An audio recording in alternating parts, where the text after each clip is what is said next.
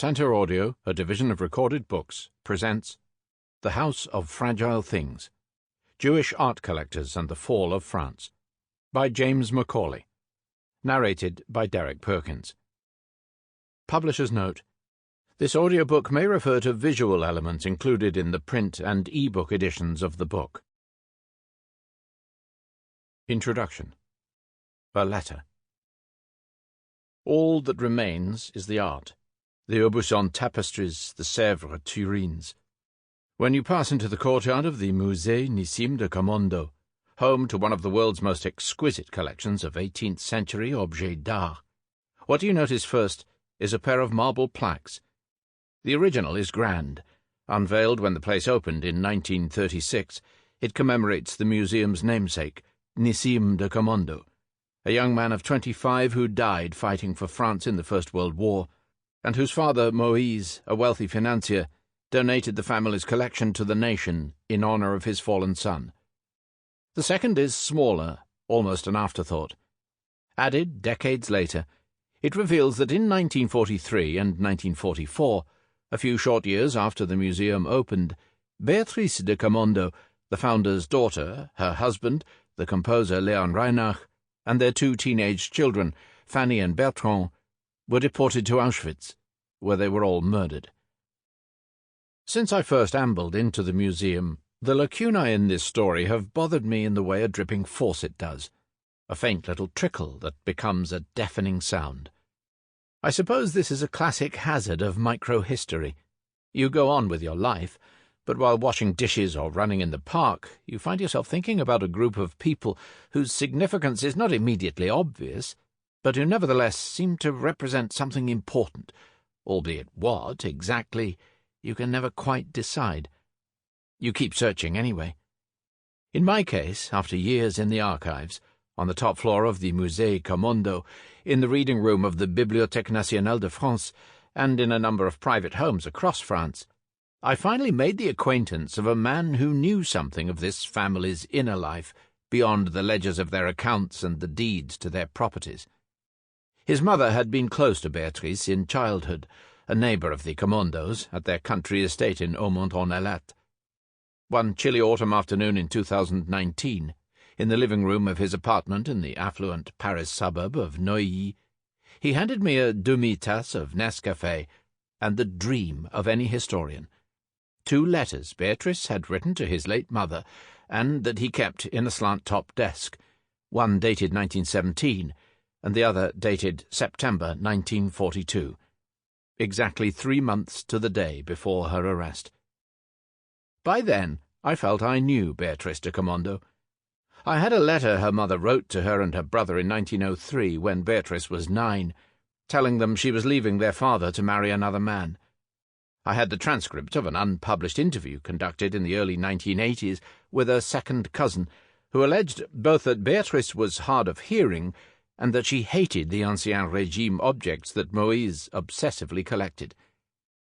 I had snapshots of Beatrice, taken in 1932 at the second wedding of her half-sister, in which she does not look entirely pleased, and I had listened to rare recordings of a sonata composed by her husband Léon in 1925.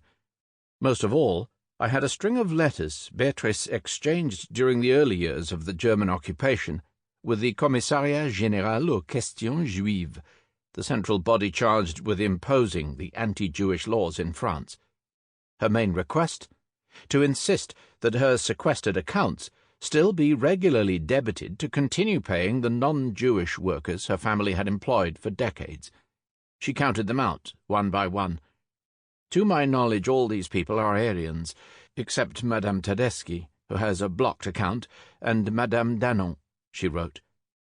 These traces told me that this was a woman whose story was the lived experience of state anti-Semitism in occupied France, and the failure of French Republican universalism. She mattered, I thought, because she was a Jewish victim of the Holocaust who had believed in the mythology of a national enterprise that ultimately saw her as expendable. All of that I still believe. And yet nothing quite prepares you for the moment when you finally hear your elusive subject speak for herself. What you see are her actual ideas and sentiments, and how they diverge from the theories you had spun out of scant archival traces to explain who she was and what she had represented. What you realize is perhaps something you should have already known, which is how fundamentally inscrutable any other person always is. Before that chilly afternoon in Neuilly, I was aware that Beatrice de Camondo had converted to Catholicism in July 1942. This was not especially surprising, as a number of other Jews had done the same as a last-minute survival mechanism. There was also what seemed the obvious timing. On the night of 16th July 1942, French police forces arrested more than 13,000 Jews in Paris alone, in the infamous Veldiv roundup. From the traces that survive, it seems most likely that she converted at the parish church of Saint-Rémy de Vanves, and that the priest who baptized her would have been Gaston Fessard, a well-known and vocal crusader against the embrace of Nazism within the French Catholic Church.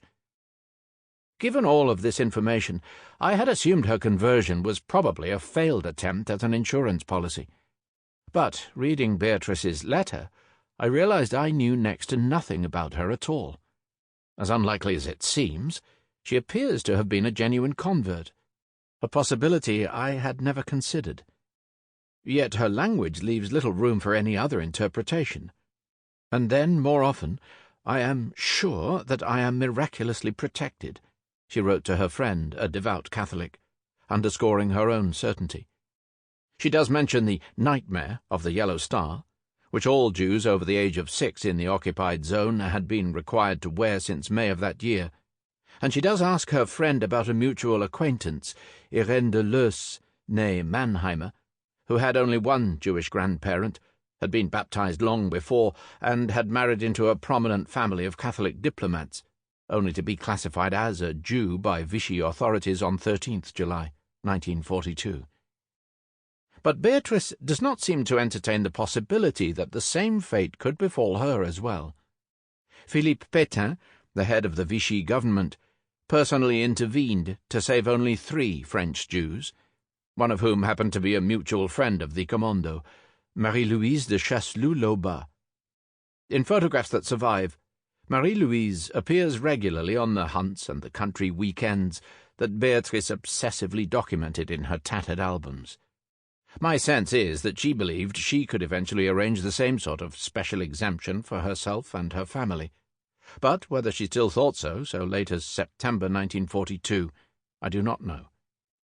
In any case, imminent danger seemed far from her mind when she sat down to write to her friend. What she describes instead is her anguish over her pending divorce from her husband of 23 years, which became official in October 1942, a month after she wrote these lines. According to their divorce settlement, preserved to this day in the Archives de Paris, it turns out that Léon Reinach had been having an affair, and that Beatrice could stand it no longer, even in the darkest days of the occupation.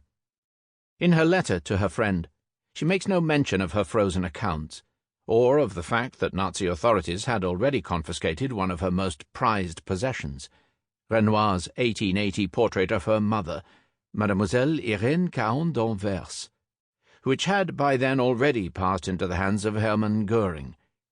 The divorce is in process, even without me truly knowing whether it's worth it to go to all this trouble, she reports. There are moments where it seems to me that it would have been better not to fight and to take all the blows. Her newfound faith, she writes, is what has sustained her. I've sensed it for years, but only in this last year have I understood from where all this good fortune has come to me. Will I have the years necessary to thank God and the Virgin enough for their protection?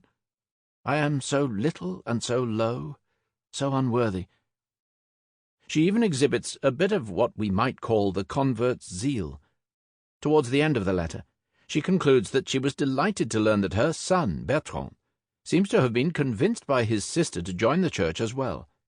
He seems such a rebel, so forcibly an atheist, that I cannot believe he wrote to me that he thinks all this would do him a lot of good, Beatrice wrote. Even if his light is pale, it would be better than darkness. In the end, how Beatrice de Camondo understood herself was entirely beside the point. Sample complete. Ready to continue?